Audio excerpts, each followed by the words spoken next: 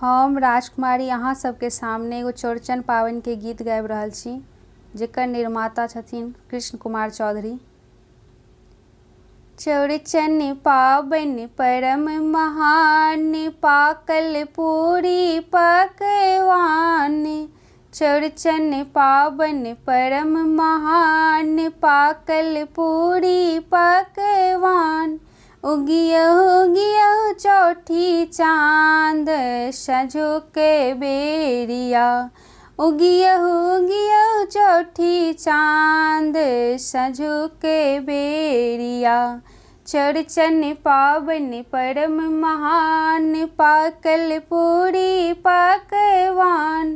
उगियो चौठी चाँद सजो के बेरिया। कोनिया में साजल ये सामान, लड्डू पेड़ा खाजा पान।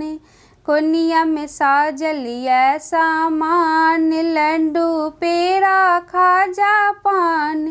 केरा पाकल सा प्रणाम सजो के बेरिया। केरा पाकल सा प्रणाम सजो के बेरिया।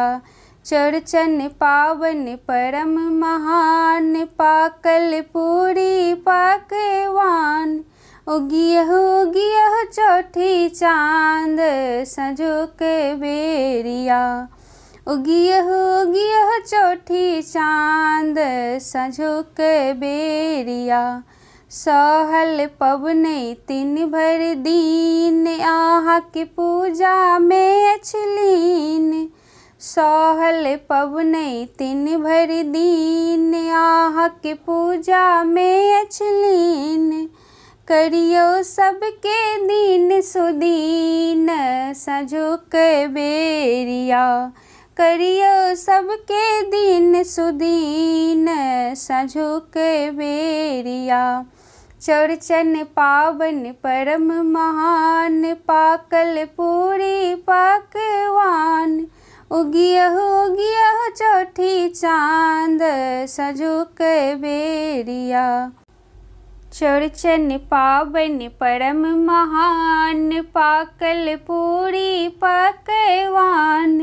उगियो चौठी चाँद सजो के बेरिया। उगियो चौठी चाँद सजो के बेरिया। करियो सरस पर विचार, मौरर भांगैला तैयार। करियो सरस पर विचार, मारर भांगैला तैयार। होइयो जल्दी देखार सजो के बेरिया।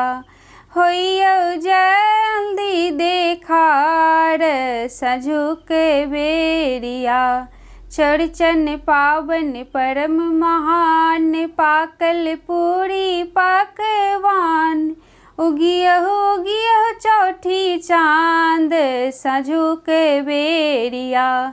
उगियो चौठी चाँद सजो के बेरिया।